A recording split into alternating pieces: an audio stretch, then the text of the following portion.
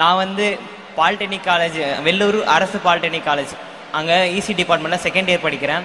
எனக்கு வந்து என் family background எப்படின்னா மிடில் கிளாஸ் ஃபேமிலி தான். அப்பா வந்து கார்பெண்டரில் கூலி வேலை செய்கிறாங்க, அம்மா வந்து வீட்டில் ஹவுஸ் ஒய்ஃபாக இருக்காங்க. தம்பி ஒருத்தர் தங்கச்சி ஒருத்தர் இருக்காங்க. தம்பி 10th, இப்போ தங்கச்சி 6th படிக்கிறாங்க. நான் வந்து இங்கிலீஷில் ரொம்ப வீக்காக இருந்தேன். இங்கிலீஷில் கம்யூனிகேஷன் ஒருத்தர்கிட்ட எப்படி கம்யூனிகேட் பண்ணணும் அப்படின்றத சொல்லி கொடுத்தது வந்து நான்முத ஸ்கில் தான். நான் டிப்ளமோ வந்த பிறகு ஃபஸ்ட் இயரில் எனக்கு நான்முதம் போட்டு ரெஜிஸ்டர் பண்ண சொன்னாங்க. நான் ரெஜிஸ்டர் பண்ணதுமே வந்து எனக்கு வந்து நீ அங்கே போய்ட்டு கம்யூனிகேட் பண்ணலாம், இங்கிலீஷ் எப்படி பேசலாம் அப்படின்னு சொல்லி பேசிக் டு அட்வான்ஸ் லெவல் வரைக்கும் சொல்லிக் கொடுக்க ஆரம்பித்தாங்க. அது மூலிமா நான் வந்து இப்போ ஒருத்தர் இங்கிலீஷில் பேசினா என்னால் புரிஞ்சிக்கவும் முடியும், பதிலையும் சொல்ல முடியும். அண்ட் தென் வந்து செகண்ட் செமஸ்டரில் வந்து ஒரு வேலைக்கு போயிட்டோம் அப்படின்னா அந்த இடத்துல வேர்ட்ஸை வச்சு ஒர்க் பண்ண சொல்லுவாங்க, இல்லை ஒரு பிபிடியோ ரெடி பண்ண சொல்லுவாங்க, ரெஸ்யூம் வேணால் க்ரியேட் பண்ண சொல்லுவாங்க. அந்த டைமில் நம்மளால் திக்கி திணறக்கூடாது அப்படின்றதுனால அதையும் டிஜிட்டல் ஸ்கில்லுன்னு உள்ளே எடுத்துகிட்டு வந்தாங்க. இப்போ வந்து தேர்ட் செமஸ்டரில் செகண்ட் இயர் தேர்ட் செமஸ்டர் படிக்கிறேன் மேம். தேர்ட் செமஸ்டரில் வந்து சிசிடிவி ஆக்சஸ் பற்றி சொல்லி தராங்க. எங்கள் டிபார்ட்மெண்ட் ரிலேட்டடாக வந்ததால் எங்களுக்கு யூஸ்ஃபுல்லாக இருக்குது. இந்த சிசிடிவி ஆக்சஸை நாங்கள் வெளியே போய் படிக்கணும் அப்படின்னா 30Kலேருந்து 40K வரைக்கும் ஆகும். அதாவது 30,000லேருந்து 40,000 ரூபாய் வரைக்கும் ஆகும் 6 நாளைக்கு மட்டுமே. அந்த 6 நாளைக்கான செலவையும் இவங்களே எடுத்துக்கிட்டு நாங்கள் வந்து போகிற பஸ்க்கான சார்ஜையும் எடுத்துக்கிட்டு வந்து படித்தா மட்டும் போதும் அப்படின்னு சொன்னாங்க. படித்து முடிச்சிட்டோம். இப்போ எங்கள் ஃபேமிலியில் வந்து எப்படின்னா ரொம்ப ஏழ்மை தான், படிக்க முடியாதனால 10th வந்து நினைலான்னு நினச்சேன். நினைக்கும் போது தான் எனக்கு வந்து டிப்ளமோ சேரலாம் அப்படின்னு தோணுச்சு. சரி டிப்ளமோ சேர்ந்து என்ன பண்ண போகிறோம் அப்படின்னு நினைக்கும் போது தான் நான்முத ஸ்கீம் வந்ததால் எனக்கு இன்னும் பெனிஃபிட் ஆகிடுச்சு. பெனிஃபிட் ஆன பிறகு இன்னும் என் தம்பி தங்கச்சிக்கெல்லாம் இப்போயே சொல்லிக் கொடுக்க ஆரம்பிச்சிட்டேன். நான் ஒரு டீச்சராக மாறிட்டேன் நான் நினைக்கிறேன். என்னை பொறுத்த வரைக்கும் என்னோடய எய்ம் வந்து இஸ்ரோக்கு போகணுன்னு ஆசை. அதையும் நான்முத ஸ்கீமில் சொல்லி தராங்க. காம்படிட்டிவ் எக்ஸாம் அட்டன் பண்ணணுன்னு அதையும் சொல்லி தராங்க. இந்த வாய்ப்பை கொடுத்த நான்முத திட்டத்தை அரேஞ்ச் பண்ண எல்லா ஃபேக்கல்ட்டி எல்லாருக்குமே என்னோட மனமார்ந்த நன்றி தெரிவிக்கிறேன். ஏன்னா என்ன மாதிரி ஏழ்மையாக இருக்கிற இன்னொரு 10 பேர் வந்து அந்த நான்முதம் போட்டு ரெஜிஸ்டர் பண்ண ஆரம்பித்தாங்கன்னா அந்த 10 பேர் நாளைக்கு ஒரு முதல்வராக மாறுவாங்க. நாளைக்கு என்ன மாதிரி ஒரு இஸ்ரோக்கு போகிறதோ இல்லை ஒரு ஐஏஎஸ் ஆகிறதோ ஐபிஎஸ் ஆகிறதோ அவங்களோட எய்மாக இருக்கும். அதுக்கு எல்லா காம்படிட்டிவ் எக்ஸாம் ஒரு தடையாக இருந்ததை உடச்செறியதுக்காக நான்முத ஸ்கீமை உள்ளே எடுத்துகிட்டு வந்தாங்க. நன்றி. தேங்க்யூ. கண்டிப்பாக நீங்கள் இஸ்ரோக்கு போவீங்க. ஐஎஸ்ஆர்ஓல கண்டிப்பாக நாங்கள் வந்து உங்களை ஒரு நாள் டிவியில் பார்ப்போம். நீங்கள் ஏதாவது ஒரு சாதனை பண்ணும்போது நாங்கள் பார்ப்போம், ரொம்ப பெருமையாக. அடுத்ததாக பிரேமா, மிஸ் பிரேமா எங்க இருக்கீங்க? ஹாய் பிரேமா, நீங்க என்ன சொல்லணும்? நான் பிரேமா, தென்காசி மாவட்டம் கழுநீர்குளம் அப்படிங்கிற ஒரு கிராமம் தான் என்னோட ஊர். அப்பா பேர் வந்து ராமசாமி. அப்பா வந்து மேஷனாக இருக்காங்க. அம்மா வந்து முத்துலக்ஷ்மி. அம்மா வந்து இந்த வயல் வேலைக்கு போகிறது அது மாதிரி வேலை பார்த்துட்டு இருக்காங்க. நான் வந்து படித்தது எல்லாமே கவர்மெண்ட் ஸ்கூலில் படித்தேன். அப்புறம் வந்து கவுன்சிலிங் மூலமாக வந்து கவர்மெண்ட் காலேஜ் ஆஃப் இன்ஜினியரிங் திருநெல்வேலியில் இசி டிபார்ட்மெண்ட் கிடைச்சது. ஸோ எங்கள் ஊரில் எப்படின்னா வந்து படிக்க அனுப்புறது வந்து கொஞ்சம் கஷ்டம்தான். அதுவும் வந்து எங்கள் அப்பாவுக்கு வந்து நாங்கள் 2 பேர் பொண்ணு, நான் அப்புறம் தங்கச்சி. எங்கள் ஊரை பொறுத்த வரைக்கும் என்னென்னா அப்பா வந்து ரொம்ப பேசுவாங்க. ஒரு பையன் இல்லை அப்படிங்கிறது வந்து அவ்வளோ ஒரு இதாக சொல்லுவாங்க. ஆனால் எல்லாம் சொல்லுவாங்க, எதுக்கு பொம்பளை பிள்ளைய படிக்க வச்சுட்டு படித்து என்ன ஆக போகுது அப்படி தான் சொல்லுவாங்க. ஆனால் அப்பா வந்து அப்படிலாம் இல்லை, என் பொண்ணு வந்து அவள் சொந்த காலில் நிற்கணும் அப்படின்னு சொல்லிட்டு என்னை படிக்க வச்சாங்க. அப்புறம் நான் படிச்சுட்டே இருந்தேன். படிச்சுட்டு இருக்கும்போது அப்போனா அப்பா ரொம்ப கஷ்டப்பட்டுருக்காங்க. அப்பா அம்மா சின்ன வயசுலேருந்தே கஷ்டப்பட்டுட்டே தான் இருந்தாங்க. கஷ்டப்பட்டு ஒரு வீடு வாங்கிட்டோம். வீடு எப்படின்னா ஓட்டு வீடு தான். அது மழை பெஞ்சா தாங்காது, ஒழுகிட்டே தான் இருக்கும். ஸோ நான் வந்து காலேஜ் போயிட்டேன். காலேஜ்க்கு வந்து ஹாஸ்டலில் படிச்சுட்டு இருந்தேன். அப்போலாம் ஹாஸ்டல்லாம் இருக்கும்போது மழை பெஞ்சா தெரியவே செய்யாது, அது ஒரு சேஃபான இடத்துல இருந்த மாதிரி இருக்கும். அப்போலாம் வீட்டை பற்றி தான் யோசிச்சுட்டு இருப்பேன். வீடு ஒழுகிட்டு இருக்குமே, இப்போ அம்மா அப்பா என்ன பண்ணிட்டுருப்பாங்க, அது வந்து ஓடிட்டே இருக்கும், மைண்டில் ஓடிட்டே இருக்கும். எப்படியாவது வந்து அம்மா அப்பா வந்து ஒரு நல்ல வீடு கட்டி கொடுத்துடணும்.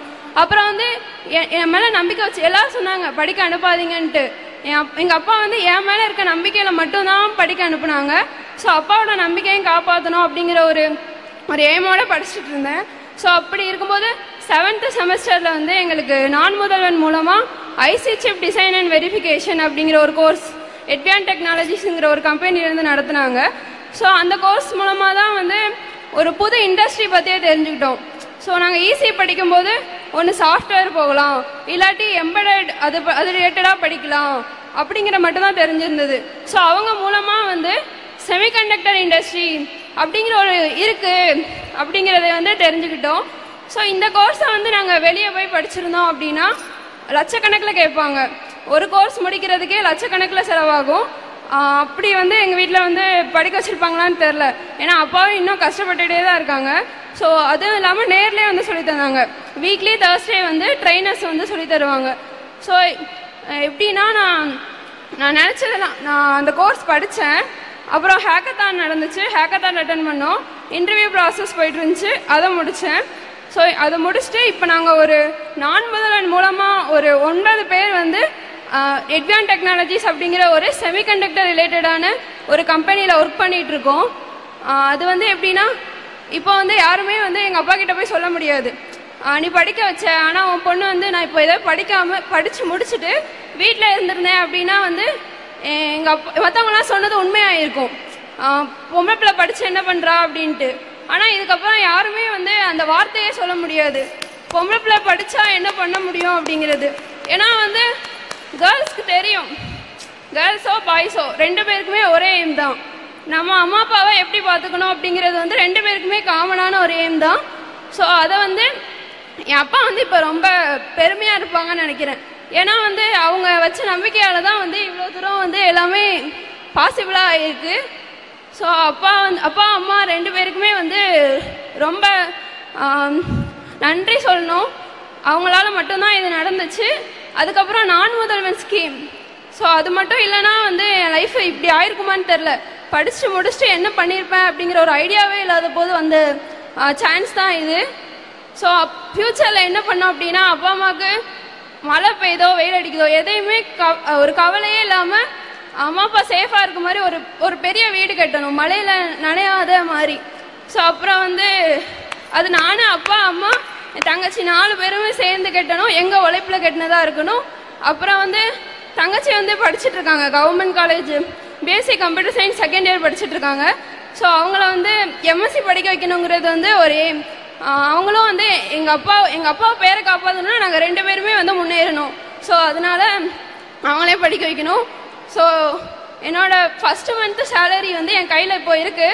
அது வந்து நான் எங்கள் அப்பா கையில் கொடுக்கணும் இந்த மேடையில் அப்படின்னு ஆசைப்படுறேன். எல்லாத்துக்குமே அப்பா தான் ரீசன். ஸோ அப்பா கையில் கொடுக்கணும். அப்பா இங்கே வந்திருக்காரா? உங்க அப்பாவோட பேரு ராமசாமி. திரு ராமசாமி ஐயா அவர்களை மேடைக்கு அழைக்கிறோம். சார் மேடைக்கு வரீங்களா?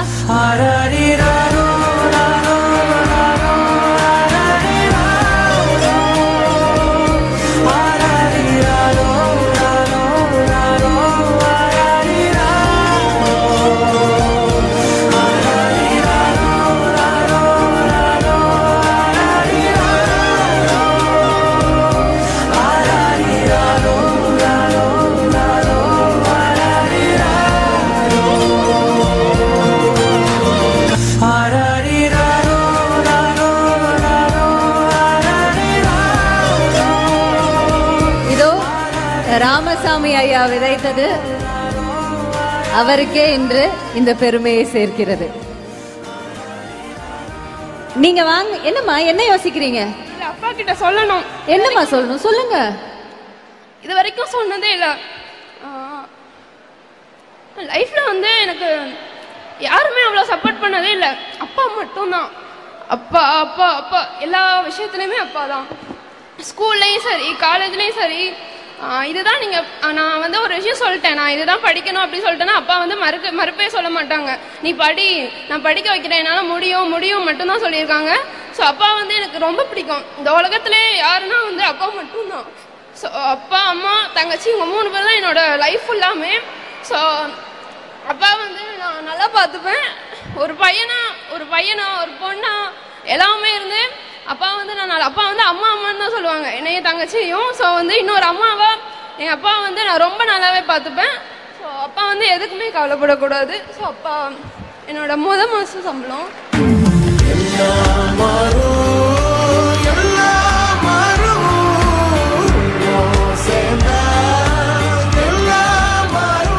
ஐயா ஜெயிச்சிட்டீங்க. ஐயா ஜெயிச்சிட்டீங்க. ஏதாவது சொல்ல விருப்பப்படுறீங்களா?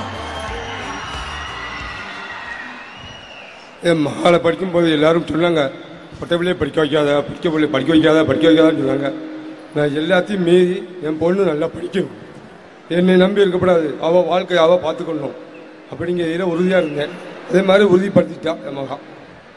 பெருமையாக இருக்கு. நன்றி நன்றி, தேங்க்யூ. ரொம்ப நன்றிங்க ஐயா. உங்க பொண்ணு வந்துட்டு இன்னைக்கு உங்களை மட்டும் பெருமைப்படுத்தல, இந்த நான் முதல்வன் திட்டத்தையும் சேர்த்து பெருமைப்படுத்தியிருக்காங்க. திட்டம் வகுத்தது அரசாங்கம் தான், நம்மளுடைய சீஃப் மினிஸ்டர். கண்டிப்பா இத பார்த்து ரொம்ப ரொம்ப சந்தோஷப்படுவாரு. ரொம்ப ரொம்ப அவரும் ஒரு அப்பா மாதிரி கண்டிப்பா இத பார்த்து பெருமைப்படுவாரு. சீக்கிரம் வீடு கட்டுங்க. ஓகேயா? தேங்க்யூ தேங்க்யூ ஐயா, தேங்க்யூ சோ மச். தீபஸ்ரீ அடுத்து. யாரு தீபஸ்ரீ? எங்க இருக்கீங்க? ஹாய் தீபஸ்ரீ. என்னோட பேர் வந்து தீபஸ்ரீ. நான் நார்த் சென்னையிலேருந்து வரேன்.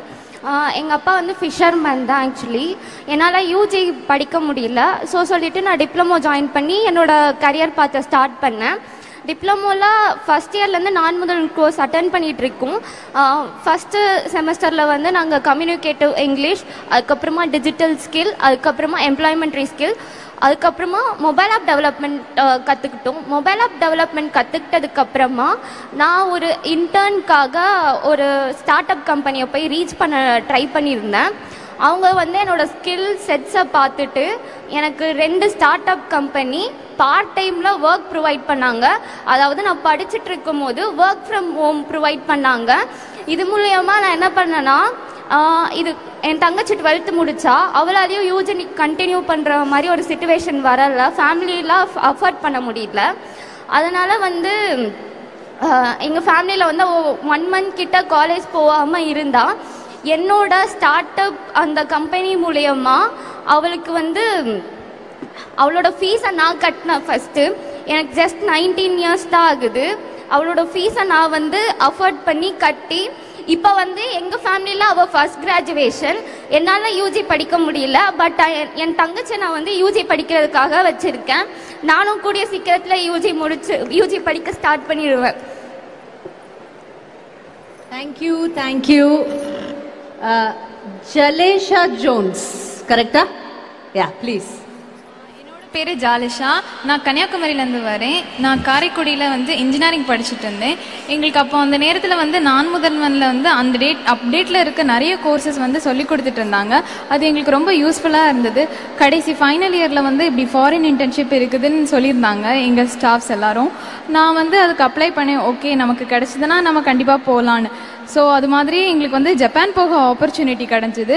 நான் வந்து சின்ன வயசில் ஸ்கூல் படிக்கிறது வரைக்குமே வந்து அப்பா தான் வீட்டிலேருந்து ஸ்கூல் போகிறது வரைக்கும் வேனில் தான் போயிட்டு வருவேன். எங்கேயுமே தனியாக போனது கிடையவே கிடையாது. ஸோ எனக்கு வந்து எப்படின்னா ஒரு பயம் இருந்துச்சு. சரி, ஓகே, நம்ம காலேஜ் முடிச்சிட்டோம், அப்புறம் என்ன பண்ணுவோம், நம்ம இது வரைக்கும் எங்கேயுமே தனியாக போனது கிடையாது, தனியாக போய் வேலை பார்த்துப்போமா, நம்மளால் முடியுமா அப்படின்னு எனக்கு ஒரு பயம் இருந்துகிட்டே இருந்தது. இந்த இன்டர்ன்ஷிப்காக வந்து நான் ஜப்பான் போயிருந்தேன். அங்கே ஜப்பானில் நெக்ஸ்ட் கார்பரேஷனில் வேலை பார்த்தோம். நாங்கள் வந்து இன்டர்ன்ஷிப் பண்ணிகிட்டு இருந்தோம். அப்போ எங்களுக்கு ஒரு 10 days ஜப்பானில் எப்படிலாம் இருக்கும் அப்படின்லாம் எங்களுக்கு சொல்லி கொடுத்தாங்க. நிறையவே கற்றுக்கிட்டோம். வந்து நாங்கள் காலேஜில் படித்ததை தவிரையுமே அது வந்து எங்களுக்கு ரொம்ப நல்லா இருந்தது. அப்புறம் லாஸ்ட் டே எங்களுக்கு சர்ப்ரைசிங்காக வந்து நீங்கள் நல்லா பண்ணுறீங்க, உங்களுக்கு ஒரு இன்டர்வியூ கண்டக்ட் பண்ணுறோன்னு சொன்னாங்க.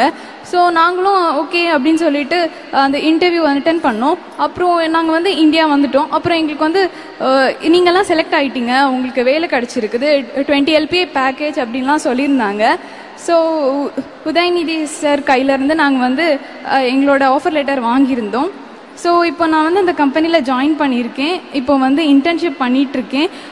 நான் வந்து ஜாப்பனீஸ் படிச்சுட்ருக்கேன். அப்படியே வந்து டெக்னிக்கல் ட்ரைனிங்கும் எங்களுக்கு கொடுத்துட்ருக்காங்க. ஸோ இன்னும் 1 yearல் நாங்களும் போய் ஜப்பானில் வேலை பார்ப்போம். ஸோ இது வந்து எனக்கு என்னென்னா, இல்லை நம்ம இங்கே தான் இருந்திருப்போம் ஊரோட அப்படின்னு வந்து எனக்கு ஒரு பயம் இருந்தது. இப்போ எனக்கு இன்டர்நேஷ்னல் லெவலில் போய் வேலைலாம் பார்க்க முடியும் நம்மளால் அப்படிங்கிற ஒரு நம்பிக்கை கொடுத்துருக்கு. நாங்கள் போனவங்க எல்லாருமே பொண்ணுங்க தான். ஸோ பொண்ணுங்க எனக்கு தெரிஞ்சு எல்லாமே பசங்க தான் ஃபாரின்லலாம் போய் வேலை பார்த்து நான் பார்த்துருக்கேன். ஆனால் வந்து ஒரு பொண்ணாக எனக்கு போகிறது வந்து எனக்கு ரொம்ப சந்தோஷமாக இருக்குது. எங்கள் வீட்டில் நானும் அக்காவும் மட்டும்தான். அப்பா எப்போவுமே சொல்லுவாங்க, ஓகே உங்கள் 2 பேருக்கும் கல்யாணம் பண்ணால் அதுதான் ஓகே எனக்கு அதோட முடிஞ்சுது அப்படின்னு சொல்லுவாங்க.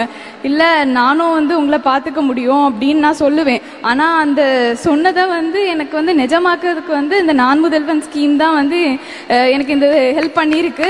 நான் இது வந்து ரொம்ப சந்தோஷமாக இருக்கேன். தேங்க்யூ சிஎம்க்கும் இந்த நான் முதல்வன் ஸ்கீமுக்கும். தேங்க்யூ. ஜாப்பனீஸ் பேசுவீங்களா? ஆமாம், நான் வந்து ஃபெப்ரவரியில் வந்து ஜாப்பனீஸ் படிச்சுட்டு இருக்கேன். இந்த டிசம்பரில் வந்து நான் பண்ணிட்டேன்னா இன்டர்மீடியட் ஜாப்பனீஸ் வந்து கம்ப்ளீட் பண்ணிடுவேன். வாவ், ஏதாவது ஒரு தேங்க்ஸ் சொல்ல முடியுமா ஜாப்பனீஸ்ல? கண்டிப்பாக முடியும். உங்களுக்கு என்ன இஷ்டமோ அது கூட பேசலாம். ஓகே. こんにちは皆さん。私は去年12月タマナル政府のおかげで日本に行ってインターンシップしました。その結果就職することもできました。そのような珍しい機会をくださったタマナル政府と CM さんに私の心からどうもありがとうございます。I think அரசு பள்ளியோட மாணவியோட வெற்றிங்க இது. ஜாப்பனீஸ் மொழியில இன்னைக்கு நம்ம சிஎம்க்கும் நம்மளுடைய அரசாங்கத்துக்கும் நன்றி தானே சொன்னீங்க? ஆமா, ஐ கெஸ் அதுதான் எனக்கு புரிஞ்சிருச்சு. Thank you so much. That's such a heartwarming moment for us. ரொம்ப நன்றிமா. அடுத்ததாக சுமித் குமார். வாங்க Sumit Kumar. You can exchange the mic. Yeah. எல்லாருக்கும் வணக்கம். நான் வந்து திருவண்ணாமலை மாவட்டத்தில் நாவல் என்ற ஒரு சின்ன கிராமத்திலேருந்து வரேன். நான் அறிஞர் அண்ணா அரசு கலையில் பிஎஸ்சி கெமிஸ்ட்ரி தேர்ட் இயர் இப்போ கரண்டில் படிச்சுட்டு இருக்கேன். நான் வந்து செகண்ட் இயர் வந்து படிக்கும் போது இன்டர்நேஷனல் இன்டர்ன்ஷிப் ப்ரோக்ராம்னு ஒரு ப்ரோக்ராமில் வந்து செலக்ட் ஆயிருக்குன்னு ஃபேக்கல்ட்டி வந்து சொன்னாங்க. அதை பற்றி டீட்டெயில்டாக பார்க்கும்போது தான் தெரியுது, அது வந்து இன்டர்நேஷனல் இன்டர்ன்ஷிப் ப்ரோக்ராமுக்காக சவுத் கொரியாவுக்கு வந்து தமிழ்நாட்டு அளவில் 6 பேர் செலக்ட் பண்ணியிருக்காங்கன்னு சொன்னாங்க. அது ஃபஸ்ட்டு ஃபேக்கல்ட்டிக்கு சொல்லும் போது அவங்களுக்கே அதை நம்ப முடியுதான்னு தெரியல. 6 பேர் தான் செலக்ட் பண்ணியிருக்காங்க. இல்லை, இது இன்னும் ஷார்ட் லிஸ்ட் பண்ணுவோன்னு சொல்லியிருந்தாங்க. சரின்னு வெயிட் பண்ணியிருந்தோம். அதுக்கப்புறம் ஃபைனல் லிஸ்ட்டும் வந்துச்சு. 4 பாய்ஸு 2 கேர்ள்ஸ் வந்து சவுத் கொரியாவுக்கு இன்டர்ன்ஷிப் அதுக்காக செலக்ட் பண்ணியிருந்தாங்க. ஃபஸ்ட்டு வீட்டில் சொல்லும் போது வீட்டில் வந்து லிட்டரலாக சொல்லலாம் அவங்க அழுதுட்டாங்க. ஏன்னா நாங்கள் வந்து சின்ன கிராமம் தான், யாரும் இது வரலாம் ஃப்ளைட்டில் ஏறின எக்ஸ்பீரியன்ஸ்லாம் இல்லை. என்னோட ஜென்ரேஷன்லேயே ஃபஸ்ட்டு ஃப்ளைட் ஏறி ஃபாரின் போனது அது நான் தான். ஸோ அது வந்து என்னுடைய வாழ்க்கையில் வந்து ஒரு டேர்னிங் பாயிண்ட்டாக இருந்துச்சு. அதுக்கப்புறம் சியோலில் போயிட்டு இறங்கிட்டு அங்கே வந்து கஜான் யூனிவர்சிட்டியில் பயோ நானோ ரிசர்ச் அப்ளிகேஷன் சென்டரில் ஒரு யூனிவர்சிட்டியில் போயிட்டு நாங்கள் வந்து 15 days இன்டர்ன்ஷிப் அட்டன் பண்ணோம். அங்கே வந்து எப்படின்னா ஒரு நானோ பார்ட்டிகல்ஸ் வந்து எப்படிலாம் சிந்தசிஸ் பண்ணலான்னு கைண்ட் ஆஃப் இன்ஸ்ட்ருமெண்ட் ஹேண்ட்லிங்கில் எங்களுக்கு சொல்லிக் கொடுத்தாங்க. அது மட்டும் இல்லாமல் அங்கே இருக்க டாப் லெவல் யூனிவர்சிட்டிலையும் எஸ்என்யூ சியோல் நேஷனல் யூனிவர்சிட்டி அப்புறம் தொங்குக் யூனிவர்சிட்டி, அந்த 2 யூனிவர்சிட்டிக்கும் இன்டர்னாக கூட்டு போயிட்டு ஒரு நாள் வந்து அங்கே இருக்க டீச்சிங்லாம் எப்படி இருக்குது, நம்ம வந்து தியரிட்டிக்கலாக அதிகமாக படிக்கிறோம், அவங்க வந்து மேக்ஸிமம் ப்ராக்டிக்கலாக படிப்பாங்க. அது வந்து லைஃப் கூட நம்ம வந்து கனெக்ட் பண்ணி படிக்க முடியுது. இந்த இன்டர்ன்ஷிப் முடிச்சுட்டு ரிட்டர்ன் நாங்கள் வீட்டுக்கு வந்துட்டோம். இதுதான் என்னோடய பெனிஃபிட். இது மட்டும் இல்லாமல் நாங்கள் முடிச்சுட்டு அந்த 6 பேருக்குமே அடுத்து எங்களோட ஹையர் ஸ்டடி பண்ணுறதுக்கு மந்த்லி 60,000 ஸ்டைஃப்னோட எங்களுக்கு வந்து அப்ரோச் பண்ணியிருக்காங்க. ஸோ நாங்கள் எல்லோரும் அடுத்த வருஷம் கொரியாவில் போயிட்டு அந்த யூனிவர்சிட்டிஸ்லாம் படிப்போம். ஸோ நான் வந்து ஒரு சின்ன கிராமத்தில் சாதாரணமாக படிச்சுட்டு இருந்தோம். வெளிநாட்டுக்கு போகுமா ஃப்ளைட்டில் போகுமான்றதுலாம் ஒரு கனவு மாதிரி இருந்துச்சு. ஆனால் இந்த வயசுலேயே எங்களுக்கு வந்து அது நினைவாக்கியிருக்குன்னா கண்டிப்பாக நான் முதல்வன் திட்டம் தான். ஸோ முதல்வர் ஐயா அவர்களுக்கும் துணை முதல்வர் ஐயா அவர்களுக்கும் நான் முதல் திட்டத்துக்கும் ரொம்ப நன்றி. அப்புறம் காலேஜ் ஃப்ரெண்ட்ஸ் அண்ட் ஃபேமிலிக்கு ரொம்ப தேங்க்ஸ்.